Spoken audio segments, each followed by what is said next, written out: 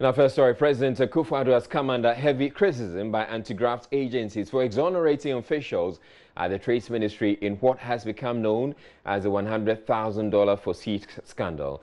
The agencies are unimpressed with how the president has handled the scandal and have called for more transparency on the matter. We bring you a recap of one of two controversies the Akufo-Addo administration has got itself embroiled in, a Christmas present Ghanaians are not so enthused about. It started with an allegation from the Minority Chief Whip, Muntaka Mubarak, that the Ministry of Trade and Industry recently charged expatriates up to $100,000 so they could be seated close to the president at the Ghana Expatriate Business Award ceremony held in Accra.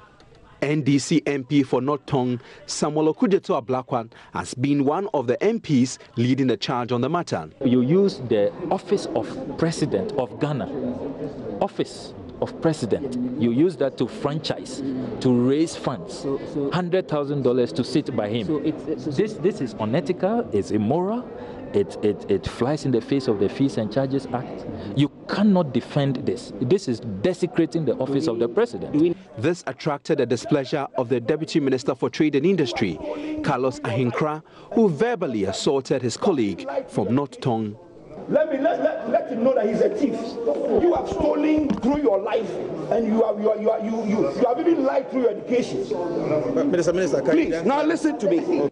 Carlos Ahinkra, who initially denied the Trade Ministry's involvement in the saga, saying it was an entirely private venture put together by the Millennium Excellence Foundation, eventually backed down when a letter he authored directing monies to be paid to the ministry's bank account was read to him, where he then explained all monies paid by the companies were handed over to the organizer. For your information, that is what the Memorandum of Understanding said. That what?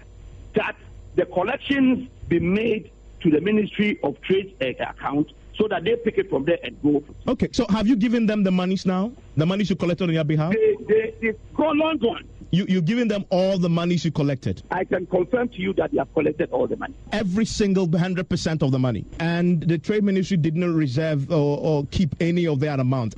They have collected all. Organizers of the event, however, told journalists that the ministry was to retain a portion of the monies. What I also know is that a portion of the funds that were raised by the foundation would be retained by the Ministry of Trade and Industry for further initiatives under the Ghana Expatriate Business Awards. We raised money not to burden the taxpayer of this country. These were monies raised from ordinary citizens of this country or expatriates who believed in the cause of the initiative. But I'm not sure whether everything has been paid. The president then queried the Minister for Trade and Industry, Alan Kwadwo Kyerematen, to explain the cash for seats controversy. When he eventually did, the presidency, in a statement signed by the Information Minister, cleared the Trade Ministry of any wrongdoing. But many Ghanaians are not impressed, especially because the inconsistencies in the stories shared by various sectors do not add up and have taken to social media to free up their minds. The anti-graft agencies also want full disclosure on how the presidency came to the conclusion that it found nothing untoward about the conduct of officials at the Trade Ministry. The minority in Parliament has meanwhile rejected an apology by Deputy Trade Minister Carlos Ahinkra to Parliament over his recent outbursts against North Tongue MP Samuel Okudzeto-Ablakwa. Mr. Ahinkra called Mr. Ablakwa a thief who has stolen all his life. Addressing the media in Parliament, Mr. Ahinkra apologized for his comments. What happened here, I think, on Tuesday shouldn't have happened, if you ask me. It was what the researchers will call an outlier, something outside the norm. Issues cropped up. We got incensed. There was exchange of words. I was probably more aggressive, and I think that I wouldn't mince words. I should apologize to the whole of Ghana, the people of Ghana, for what happened. It shouldn't happen. I apologize to the institution of Parliament as far as we are concerned, because this is a house of honorable people, and what happened shouldn't have happened. Then, of course, my own brother, if you like, from another mother, being honorable people in the same house, we could have contained each other and not let words fly out of our mouths. I apologize unconditionally, and I say that let's let bygones be bygones.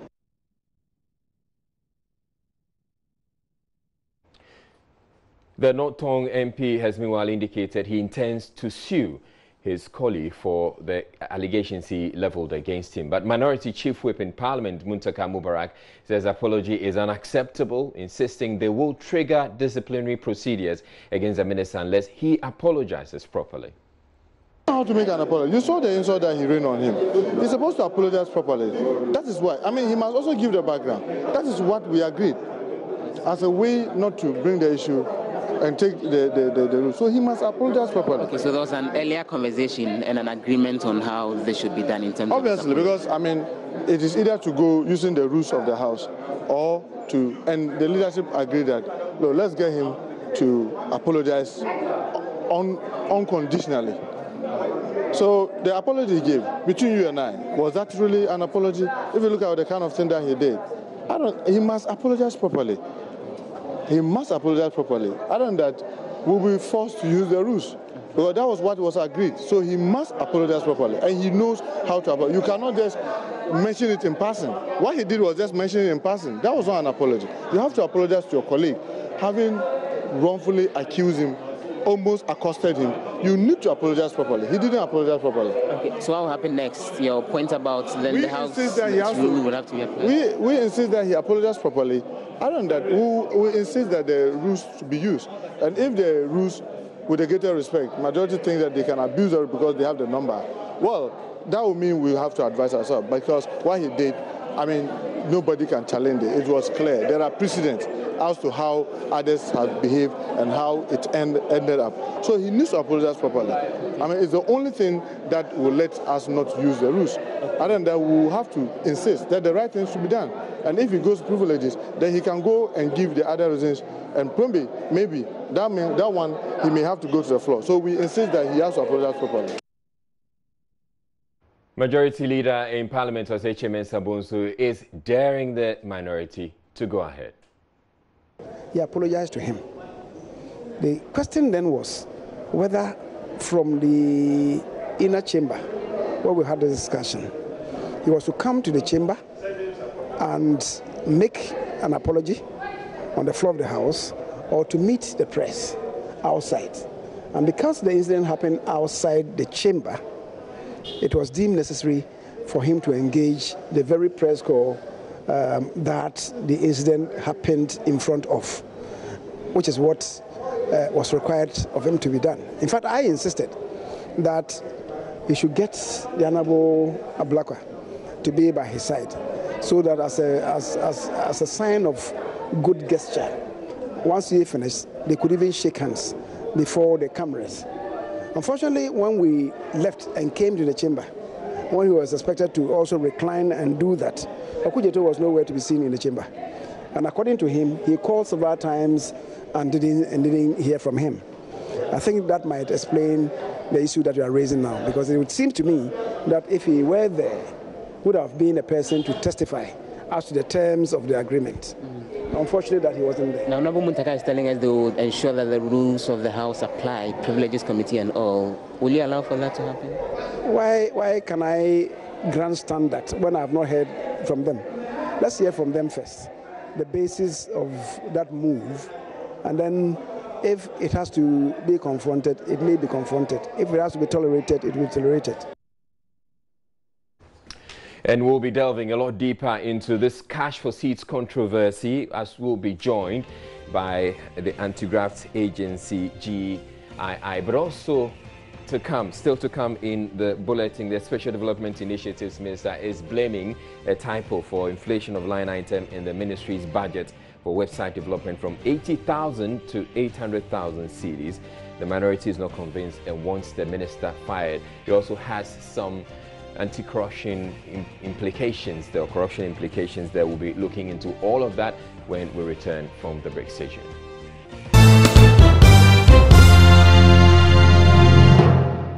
All right, so we return to, you're welcome back to Joy News Prime. We return to our earlier story about the cash for seed controversy, where government is being accused, the Trade Ministry was accused of trading seats close to the president for $100,000. Some described this as extortion from the expatriate community.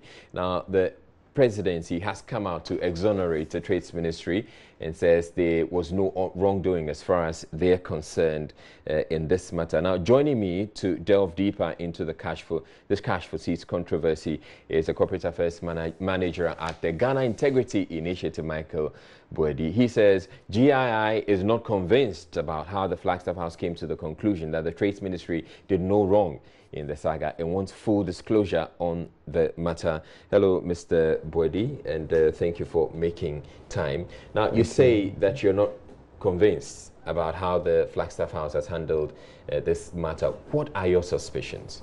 Right. I think that the whole matter was started on a wrong premise, where we are more or less looking for who went wrong, rather than how did the wrong happen. All right. We believe that if we look for how the wrong happened, then we will find out who did the wrong. But if we start looking for who did the wrong, then people take defensive positions. And that's how come we had so many contradictions in the various defense and various explanations, because we're looking at who rather than the process. Now, what GII is interested in is ensuring that we have integrity system in all our public service.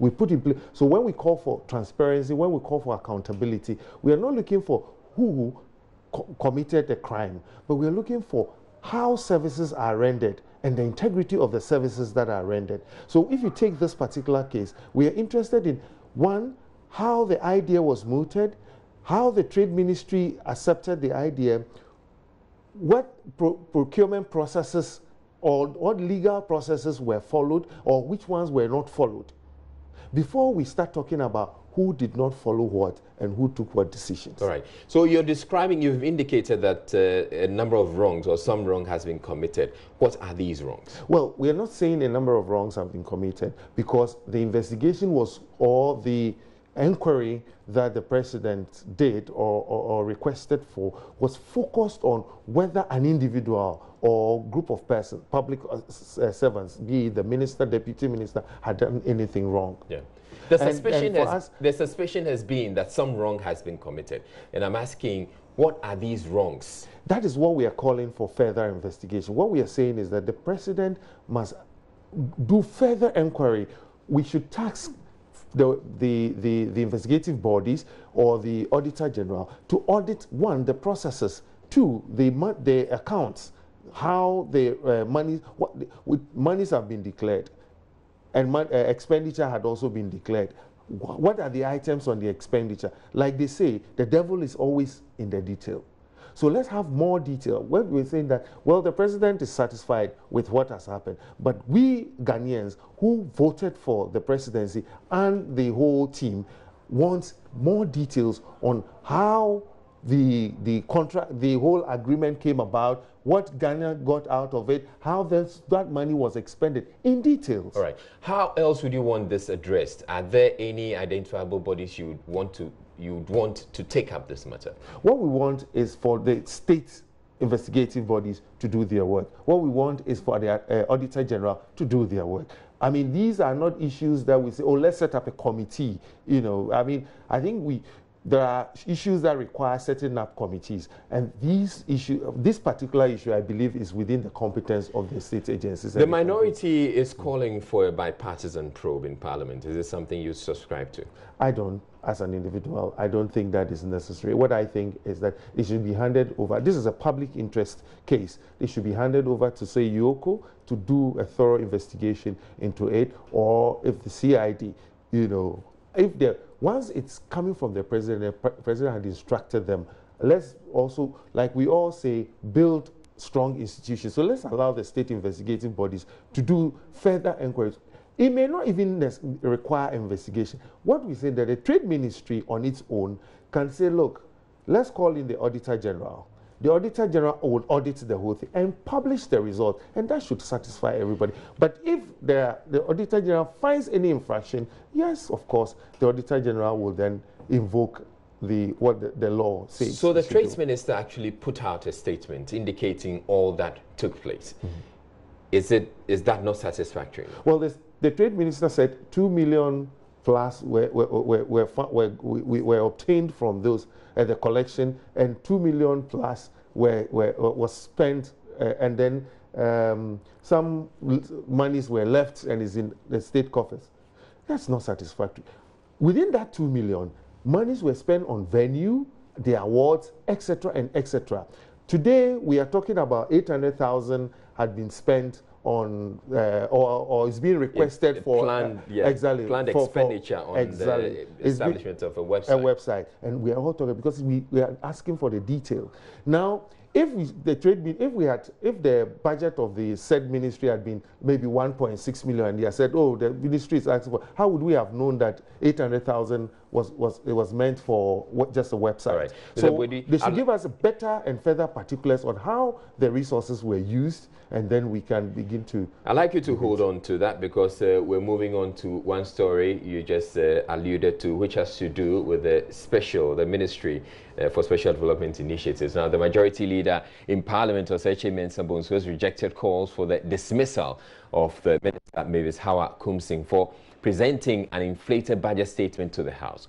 The ministry plans for 2018 includes the building of a website for 800,000 CDs, the purchase of 24 drives at 10 million CDs, and furniture at 6.5 million CDs. The majority leader on Friday explained there were errors in the budget estimate and that the cost for the website should have been 80,000 CDs and not 800,000 CDs. Said that she has stated and she confirmed that the figure is supposed to be 80,000 and not 800,000. If it is 80,000 and not 800,000, then the nation can make a saving of 720,000. But because we approved of the shell figure yesterday, that allocation already is to the ministry. But then 720,000 therefore will not be committed for any use now, because there will not be any line item for the 720. And that is why I said if and when she wants to use it, it should come back to Parliament. And then Parliament then would approve of the use of the 720,000. And in that regard, if the minister comes to Parliament to submit a mid-year review, that then should reflect in the mid-year review. That is the new appropriation of the 720,000, the additional 720,000. That exactly is the import of what I said. But Minority spokesperson on Finance, Akufo-Addo, says the minister must resign. What the minister and the government they are trying to do is to do an emergency landing. You see, when you take a flight and then you are struggling in the air, you want to land in. They are struggling. This is just a damage control. What we considered at the committee, in fact, I can give you copies of the document that we were given at the committee, and it's clear. It is 800,000, certainly not 80,000. So is the minister telling me that she's such an incompetent lady to the extent that she couldn't even read and understand what is in her own document, and she brought it to the Parliament House for us to look at it? This is gross incompetence. I don't think that she even deserves to occupy the highest office as a Minister of State. So she should resign? Of course, she should go. She should go immediately. She doesn't qualify to occupy that office. Because if she can boldly assert to the fact that she brought such a document to the Parliament House without reading it and without understanding it, I'm sorry to say that she doesn't qualify to be in that office. Let me tell you that this is blatant corruption. It's jobs for the boys. In fact, to the extent that they've already allocated themselves 2 million Ghana cedis for preparing such a shambolic budget, I don't think she deserves to occupy that office as a Minister of State. Majority Leader Oseche Mensah-Bonsu, however, rose to the defense of the minister, saying she has not done anything so grievous to warrant her dismissal or resignation. The truth of the matter is that the minister herself had identified that error, pointed it out at the ministry. So the document that came before the finance committee was 80,000. And then somebody then went and then gave the other side the document that bore 800,000. Unfortunately, when they corrected the figure to 80,000, they didn't work on the totals. What it would have meant was to have brought the total down by 720,000, which was not done. And so, knowing that, they caved into it and said, well, you are saying that it's 80,000. If it's 80,000, why is the total still as if nothing has happened? And that was most unfortunate. Since he's been asked to resign, do you think this call holds any water? Really? Yeah, the minority, they are insisting. Why that? For this oversight. Oh, listen, the Petroleum Revenue Act provides for GNPC to submit their work plan to Parliament before they are giving any allocation. Since 2011, did you see that? Did anybody call on the minister to resign? What happened at the time was for the speaker to say that, to urge the House, okay, let's approve of the figure for them, contingent on the fact that they will subsequently present their work plan to Parliament, which is what they did. Except that, in a very profoundly absurd manner, sometimes they wait until about 10 months into the year before they submit the work plan. All right, I still have with me in the studio the Corporate Affairs Manager at Ghana Integrity Initiative, Michael Bodi. And I'd like him to respond to the comments made by the Akufo-Addo, who indicated, the minority spokesperson on finance, who indicated that he believes this is blatant corruption. But before he does that, I have on the line Sydney Casely here for this, a financial analyst and a member of Occupy Ghana. And they have some, he has some thoughts on this entire saga. Thank you for making time, Mr. Casely Hayford. So what do you make of all the back and forth now? The majority is saying that the 800,000 CDs meant for the website was an error and that it's actually 80,000 CDs. Sorry, Israel, be careful. You might choke me to death. I didn't do that on purpose. Look, this is at best, the only thing the minister can claim is incompetence. The process of actually putting together numbers for a budget goes through several stages, from within the ministry and then external to the Ministry of Finance. The process starts sometime July, August, and it is generated from the district and the municipalities, who send up any input they have for the ministry. The ministry then goes through and then actually goes for a budget hearing, or is supposed to go for a budget hearing at the Ministry of Finance. It is only after having gone through all that does it actually make the Finance Committee of Parliament, and then it actually hits the floor of Parliament for approval after it has been read in the budget statement. So I'm a bit totally perplexed as to why the minister would think that this is not something that she should pay attention to. When you take over a ministry or you take over a corporate organization, the first thing you need to do is to look at what your established goals are, if there's a strategy document. And then after that, what is my budget? How much money have I got to be able to complete this assignment that I'm doing? Now, without doing that, you should not really sit down to start even calling yourself the person in charge. So if she really felt she was in charge, then she submitted a budget like this, which is so deficient, because it's not only the 800,000. There are so many other items in there. Such as, what are some of the items that you think that shouldn't have been there? Well, what is this ministry buying 275 ambulances for? There are ministries that are responsible for ensuring that we have ambulance care. And why are they planning to buy another 275 on what basis? Then she's got a budget review figure in there as well. I can't remember all the numbers now because there's so many. Well, they said 2 million CDs went into the preparation of the budget. So if 2 million CDs goes into, or is going to, or has gone into the preparation of the budget. Okay, I'm learning that it's actually gone into it. They're yet to pay. But who prepares the budget for 2 million CDs? Well, you tell me. I mean, you're the financial analyst. This is what I don't understand. This is why I'm saying it's incompetent. I mean, the whole thing and some of these items that we are looking at and what are being described are just totally out of sorts. And then there's the other item of 132,000 cedis for a borehole. When this came up during the PURC, the old PURC under the NDC government, we made a big noise about it. So how does any minister putting forward a budget statement actually be told that we're going to spend 132,000 and she doesn't remember that there was brouhaha over 60,000, and you are being told that you should put in double that amount plus more? This is the problem that we are having now. This is a systemic failure of all the procedures and processes that are supposed to be in place to check these kind of things. In the first place, let's say this is not corrupt. It is incompetent. And I say it is not corrupt because at the end of the day, it is a budget. And the intention is that I would like to spend this kind of money. So she has only put it down on paper. She has not spent it yet. But this is the beginning of making sure that we can trap all these corruptible issues.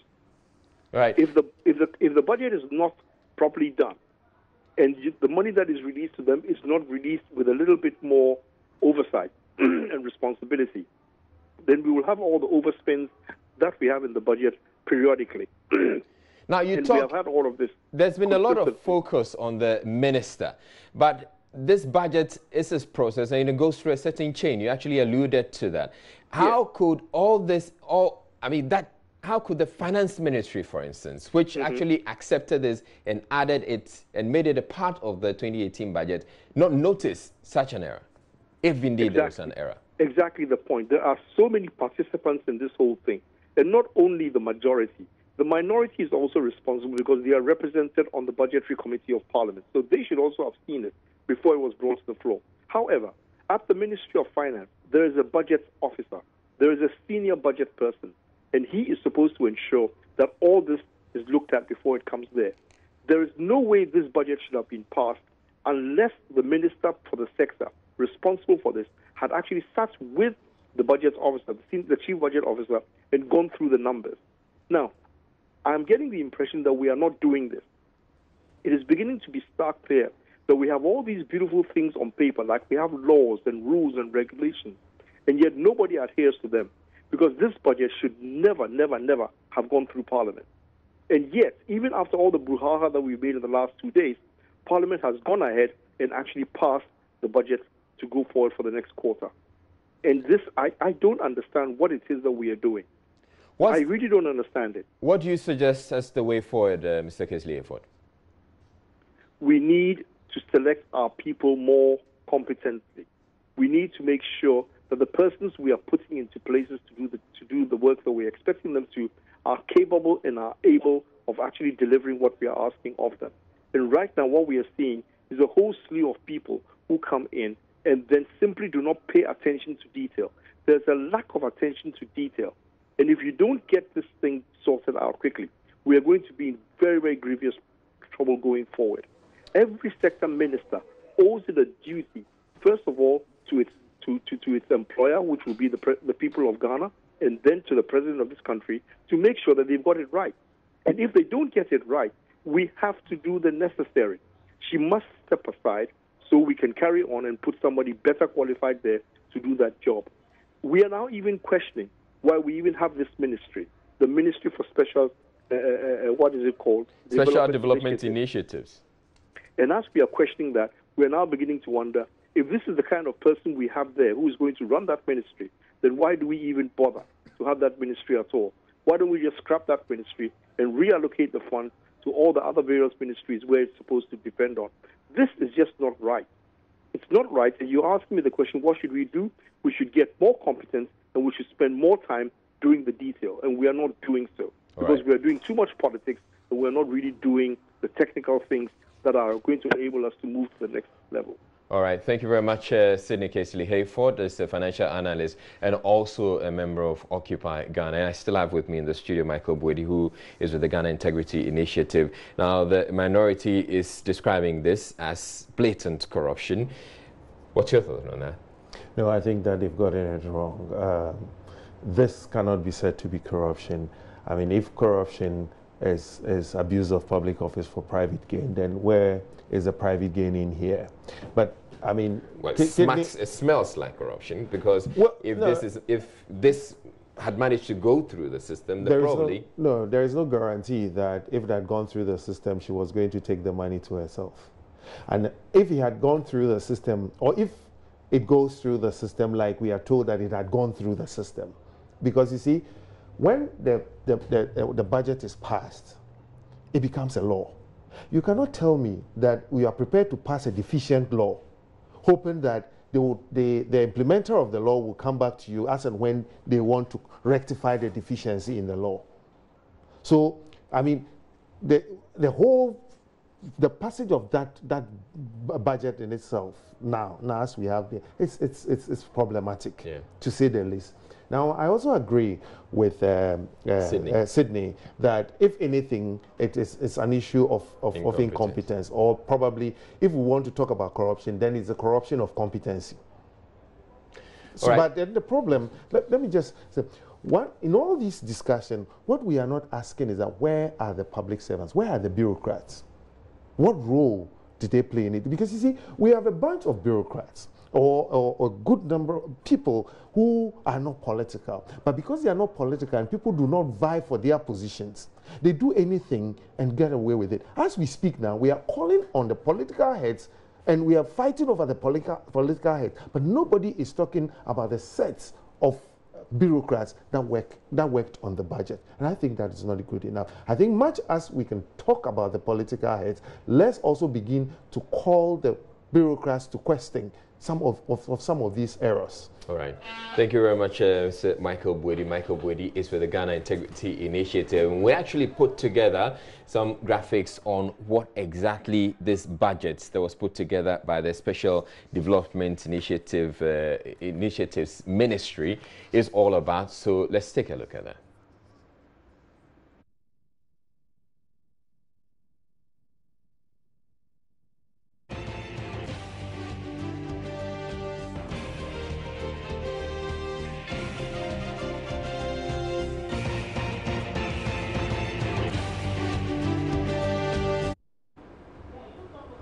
All right, so you see 800,000 cedis was budgeted for the website. It's now been scaled down to 80,000. There's also 6.5 million cedis for furniture, and then 20 million cedis for 24-wheel drive vehicles. There's also the hiring of office accommodation for the Middle Belt Coastal Development Authority and regional offices, estimated to cost 15 million cedis.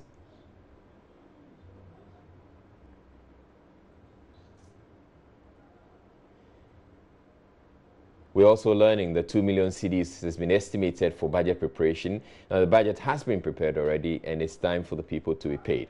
There's also 10,000 solar-powered mechanized boreholes to cost 132 million cedis, meaning 132,000 cedis for one of these mechanized boreholes.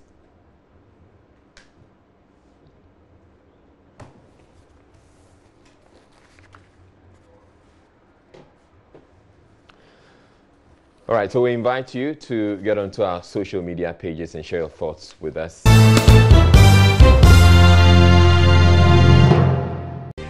Domestic carrier Africa World Airlines on Friday had to reschedule its fourth and final flight for the day from 5 p.m. to 8 p.m. in order to reduce congestion at the Tamale airport. Several passengers within the past 3 days have been left stranded at the airport following cancellation of flights over what the airline says are technical challenges. At the Tamale International Airport, lot of passengers are stranded here at the Tamale International Airport. Some have been telling us that they have been stranded here for the past 2 days, and these are people who are coming far away from the Greater Accra. Some are coming from the eastern region. In all, let me just sum it to say a lot of them are coming from the southern part of the country. Some also tell us that they have emergency flights to catch up to go to the Europe, and if they are unable to link up to Accra, then that means that their trip will be cancelled and it will be a huge cost to them. Some are also saying that they have been here for the past 2 days, they have not been able to bath, even though they have paid for the tickets. We had a return ticket to go back at 3. The check-in was 3. We were here by 2. We went through all the formalities. We sat for about 30 minutes, getting to an hour, and we were told that the flight cannot come. When we asked why the flight cannot come, we were told that the airport closes at 6. So if the flight comes, it cannot land. Well, we thought it was flimsy, but that's their work. So we just took it as they said. I came just as I am, no dress, nothing, because I knew I was going back. So we had to talk to them. They gave us somewhere to sleep. They said we should come early this morning. We were here around 5:30. The first flight came. We thought we who didn't get the opportunity would have been sent on the first flight, but no. The regular people went and we were still here. I was willing to just cross the barriers and go, but I gave them respect. And we were here and the second one also came. People were checked in, and those who booked since yesterday did not have their seat. I told them I want to sit on the toilet anywhere in the plane, because I'm a woman. How can I be in this dress? The same outfit, the same panties. How can I be? How comfortable will I be? So after talking, I have been given a place, but my other colleagues are still there. So I don't know what is happening. Well, joining us, Northern Region correspondent Hashmin Mohammed. He joins us with the very latest. Hello, Hashmin. Now, do we know if the last flight has indeed left Tamale for Accra? Well, it is on its way from Accra. We are told that within the next 30 minutes, the flight is expected here at the Tamale International Airport. And when it arrives, it will also airlift some of the passengers who are at the airport to the Kotoka International Airport. And this is the 4th and then the last flight for the day.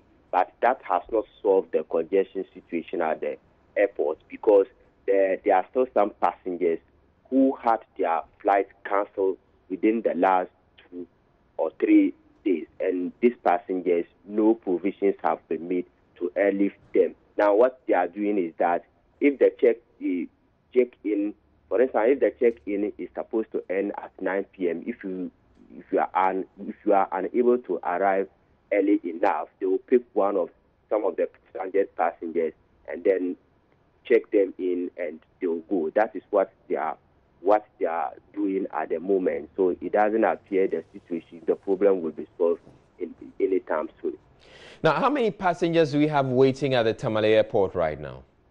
Well, I cannot immediately give the specific numbers, but the numbers here are huge. They have been able to airlift some, but some are still stranded.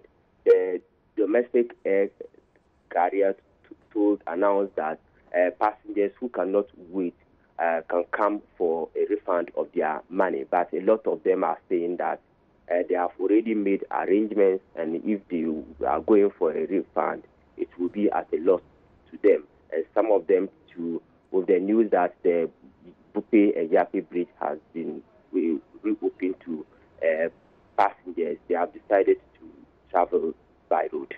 So we'll come to that bit about the Bupe and Yape bridges. But I want to understand, does it look like the flight that it's coming from Accra to the Tamale Airport will be able to take all the passengers who are there at the moment? The flight that is coming from Accra to Tamale is only coming to take care of passengers who book the airline for this particular for today, but not for the stranded passengers who had their flight cancelled 2 days ago. And this is the 4th flight. It is not like an additional flight that has been added. This is the 4th flight for the Accra Tamale route. As in the regular flight for the day. Flight, exactly. Now let's look at the Bupe and Yape bridges, which their closure actually has resulted in a lot more passengers deciding to fly. We're learning that that has been opened now. Can you confirm that for us? Well, I can confirm the sector minister, Akufo-Addo, commissioned it earlier today. And in a statement read by the ministry, they said only vehicles not exceeding the allowable load limit will be allowed to use the bridge. Security personnel have been deployed to that area to manage security, and there's still a lot of confusion there because the queues lineup there is very huge and they are moving slowly. All right, thank you very much, Hashmin Mohammed, our Northern Region correspondent. Meanwhile, the demand for car rental services have shot up in the last few days, a situation largely attributed to the operational challenges being experienced in the domestic airline sector. Manager of the Best Car Rental Services, Kingsley Kwashi, says they are experiencing a boom in business and are actually unable to meet the current demand. Our business has been good recent times. There's been an increase, like tremendous increase in demand for SUVs, especially because we have a lot of clients who are ready to go to Tamale, for instance, but because of the domestic flight issues we've had lately, they always have to come to us for our services, so it's been good. Usually we actually pin it on the Xmas holidays, but the numbers have really gone up compared to what our projections has been. So that's when, for the last 3 days, 4 days, we realized there have been increase and the demand has really gone up. We're actually struggling to meet the demand. Now, if there were to be a plane crash or airport emergency at the Kumasi airport today, there will be a challenge of raising needed emergency response to save lives. This was revealed by a recent emergency response simulation exercise conducted at the Kumasi airport. Aviation authorities say that staged disaster scene management at the airport raises questions about readiness by the various emergency stakeholders. We will bring you that story a bit later. You're still watching Joy News Prime here on Joy News on Multi TV. Let's take a quick break. We'll be back with more stories.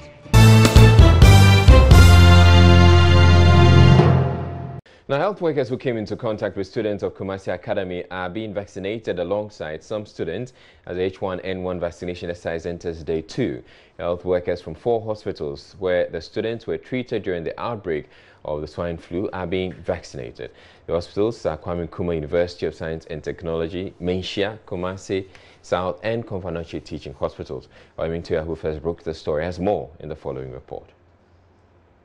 The health workers from the 4 hospitals were joined on Friday by their counterparts from the Asokore-Mompo municipality as well as students and teachers of Kumasi Academy who missed the exercise on Thursday. It is unclear how long the exercise will last as the school go on Christmas break and return on January 8, 2018. Meanwhile, the municipal chief executive for Asokore-Mompo is optimistic the school will not experience any outbreak in the near future. Alhaji Ali Duseidu believes preventive measures adopted during the outbreak, including decongestion of dormitories, is enough to prevent any future occurrence. It is our wish that we don't get into anything of this nature in our lives again, because it happened once, it happened the second time. And I can tell you, the response, the zeal, the commitment, the way we all came out from the region, national, municipality and all, everybody contributed so hard. So I can tell you that as it is now, I'll be the least person or the last person to expect that we will have this problem again. Once it's been identified and tackled, I hope we wouldn't get there again, because as I'm speaking with you, we are also planning the decongestion aspect also. Next week, the administration block that is being done by the assembly will be continued, because the contractor will be on site any moment from today. He will be on site to make sure that he finishes with that one. Other dormitories are also in line to make sure that we fix them, just to decongest the whole place. So by the time the student returns, it will be a good story for us to hear. Alhaji Seidu, who has been rating key stakeholders including the media in the management of the H1N1 outbreak, is full of praise to the multimedia group for its professional reportage. I will start by thanking the multimedia for the yeoman's job that you've done so far. From the one, you've been so consistent with us. The center of attraction has been Kumasi Academy, and for that matter, as Okorimampo municipality. So we thank you very much for all the things that you've done so far. Then the medical team, the staff, the headmaster, the PTA, and all the other stakeholders within the school, Nana, Sokoremampo, and the students themselves. I would say we thank them all because you bear witness to all the things that happened. At the time, unlike multimedia, most of the media houses were giving misleading reports, and it became very difficult controlling the situation. But we stood our feet down that we would do our best. This issue became the thing of the past. From Kumasi for Joy News, Ohim Interior reporting.